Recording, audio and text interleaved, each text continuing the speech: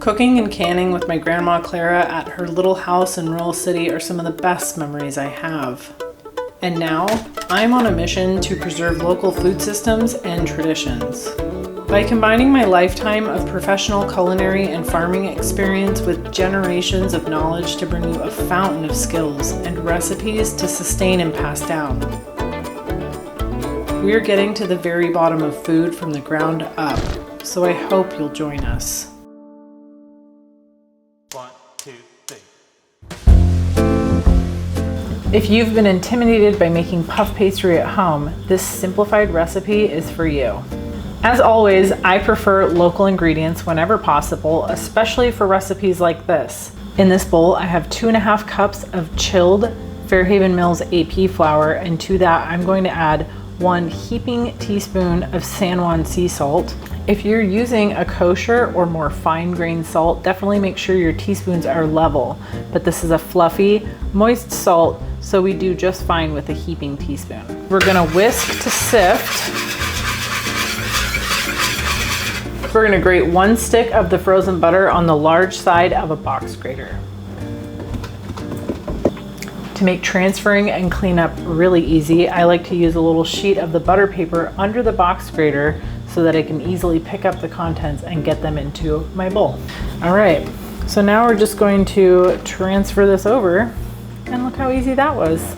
For the remaining 6 ounces of frozen butter, we are going to finely dice that with a knife.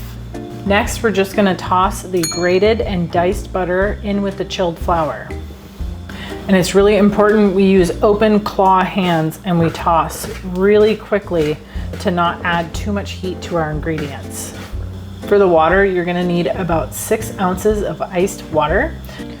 And we're just going to drizzle this iced water a little bit at a time because the water is less of a measurement and more of a feeling.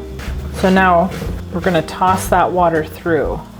This tossing creates these really shaggy bits. That is the precursor to an excellently crispy and flaky puff pastry. It took me quite a few years to develop this, but I needed to make puff pastry for brunch services and pastries, but I needed it to go a lot faster. And this is the way I did it. All right, we have a really beautifully shaggy dough. We're going to lightly flour our work surface and eyeball about 1/4 of this mixture at a time and press as we go. This is the very beginning stages of our rough lamination process. These huge butter chunks in here look a little wild, but they'll make sense in a little bit. I'm just gonna square off the sides here with my pastry scraper and press on the top. And it might look a little rough and crumbly around the edges, but that is okay. Now we're going to cut this into 4 squares. We're just going to really roughly stack this. And again, we want to work as quickly as we possibly can in these stages because temperature with recipes like this really matter. I'm going to use my rolling pin here just to lightly smoosh her down. And as you can see, these large butter chunks are already taking shape. And right here as is, we're gonna go ahead and wrap this up and get it in the fridge. Go ahead and give this a really good over-under wrapping. Hold those edges really nice and tight. Now we're gonna wrap from the other side. And this is purposeful because we need to press this inside of the wrapping here. This is a necessary step. It's kind of smart with puff pastry to label what stage or step you're at. Now that it's wrapped up, we're gonna let it rest in the fridge for about an hour. Our rough puff has rested and now we're on to the next step.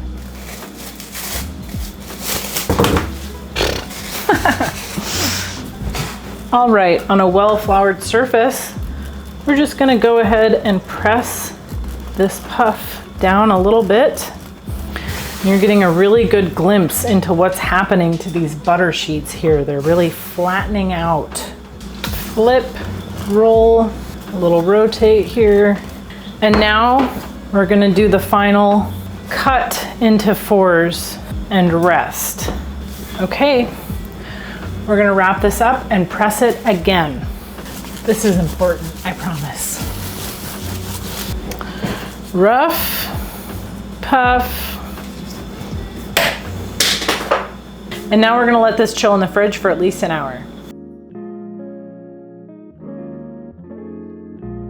All right, we're ready to go on the next step.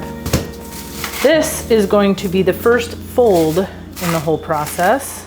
The first half of this recipe is very untraditional, and the last half of this recipe is pretty traditional.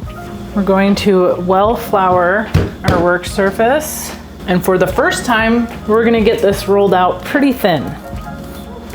You might be looking at this rolling pin thinking to yourself, that's kind of a strange, very large rolling pin.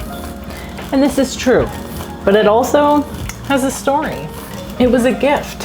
One day I was out front by the road at my chicken pasture, and my sweet old neighbor Dawn comes rambling up the road, and she's got this thing out the window and she's yelling my name. And I think, oh heck, what did I do? And she pulls over and she goes, I found this for you. I found this for you at the thrift store. And I thought, oh my gosh, that's so cool. I have no idea why the rod is like that. It's got great bearings though, and it's really heavy. The thought is what counts here. And if you haven't already noticed, pretty much everything in my kitchen is mismatched and sentimental. And now we're ready for our first fold. So I'm gonna fold this edge in first, give it a nice crease, and then go ahead and test where that falls. Give it a nice crease. Open that back up, tuck that into right about there. Fold this over, and then we're gonna go ahead and give this a wrap. At this point, because we're folding, we no longer need to press after wrapping. So I'm just gonna do one simple layer. But make sure if you're to leave this in the fridge for any amount of time greater than an hour that it is very tightly wrapped, because you don't want those dry, crusty, fridgy corners. This is our final fold. We're gonna make sure our board is nice and floured. We're gonna flour the top just a little bit.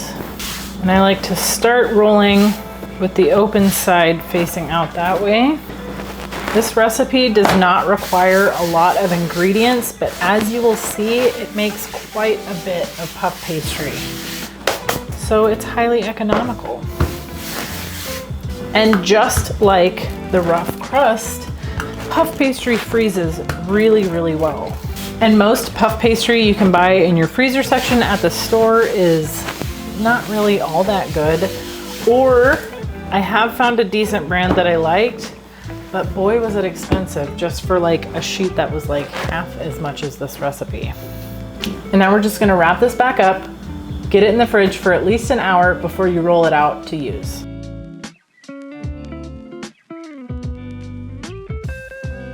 Okay, we're ready for our final roll out. Flour up our work surface, get this puff out, and again, same deal. Open side facing this way.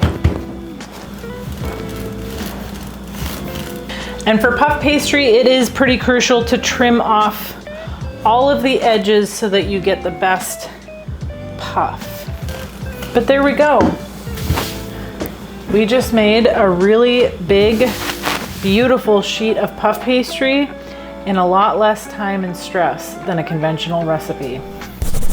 Up next, rough crust, an even more simplified version of my rough puff. It's an excellent pastry for things like turnovers, galettes, pre-baked pie shells, tarts, and more. This recipe is almost exactly the same as the rough puff with just a few minor variations. So like the first recipe, we have 2.5 cups of chilled Fairhaven Mills AP flour. To that, we're gonna add 1 heaping teaspoon of San Juan sea salt.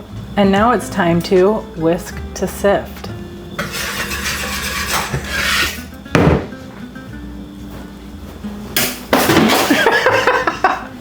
This recipe calls for 2 ounces less iced butter, and we're gonna run all of it on the large end of a box grater, no dicing necessary. We're gonna get our grated butter into the dry ingredients. Now we're gonna remember our nice claw hands and we're gonna toss the butter and salt and flour together. Just like the rough puff, this recipe calls for about 5 to 6 ounces of ice water. We're gonna start by drizzling just a little at a time, keeping in mind it's gonna be about 6 ounces. But you never know. The amount of water you need also depends on the hydration of the flour that you're starting with. And what's kind of wild about flour is depending on where you are, if it's really humid, your flour is naturally going to already be a little bit moist. If you're somewhere really dry, your flour is really dry. So again, this is about learning the feeling and what we're looking for as opposed to exact measurements. All right, it looks nice and shaggy, but when I grip it, it sticks together, and when I crumble it, it falls apart. We have a lightly floured surface, and we're going to eyeball about 1/4 of this mixture at a time and press it down as we go. And this is the beginning stages of my rough lamination. And it's all in the technique, the hydration, and the temperature of your ingredients. Those are the 3 most important things about these types of pastries. Same as always, we're gonna use our board scraper here to shore up and press our sides in a little. We're gonna cut this into 4s. You guys might be seeing a recurring theme with my technique here. But you know what? If it works, it works. Now we're just gonna lightly press it down a little with the rolling pin so that we are no longer introducing the heat from our hands as much as possible. She needs a little flour on top. She's a sticky mess. There we go. And just one more time. Chop and stack. And now we are just going to scoop our messy little girl up here, get that onto the plastic. Plastic heals all wounds, in this case at least. We're gonna double wrap it. That's important because of the next step. And what's the next step? A little press, of course. Flip it over and rotate. All right, she's pressed. And I'm gonna go ahead and label that this is rough crust. Say it's the holidays, you're making puff pastry, you're making pie crust, label your stuff. All we need to do now is refrigerate this for about an hour or overnight, and then it's ready to use.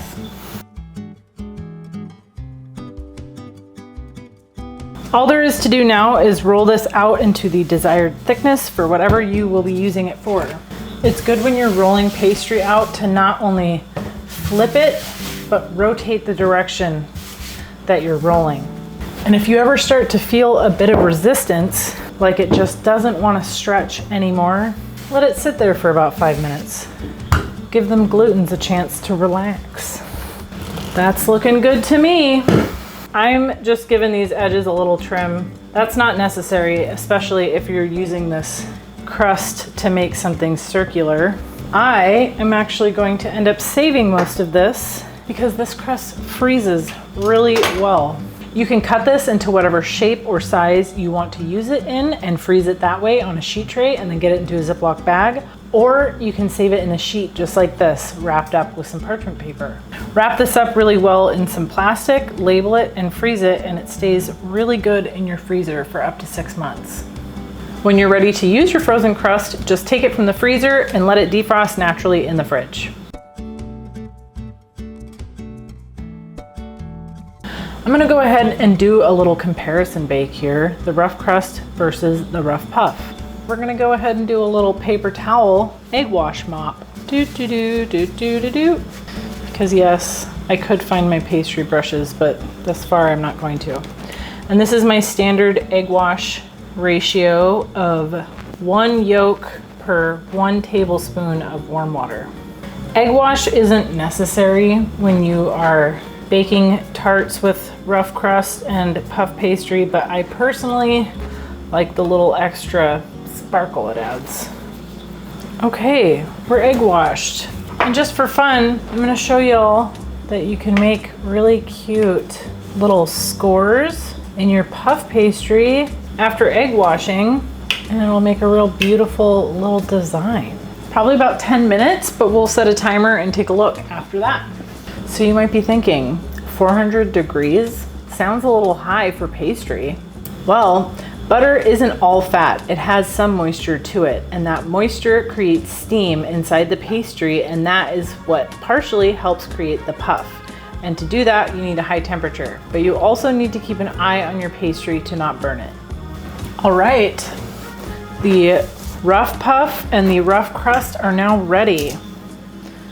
Oh yes, that is nice and toasty on the bottom without being burnt. It's golden on top. And although in comparison it looks really flat, the fact that it has this much lift to it at all is incredible. So easy. And I truly believe that anyone can make this, whether you are pastry proficient or not. It's just about temperature, technique, and paying attention. What was that, Greta? You want them to like and subscribe?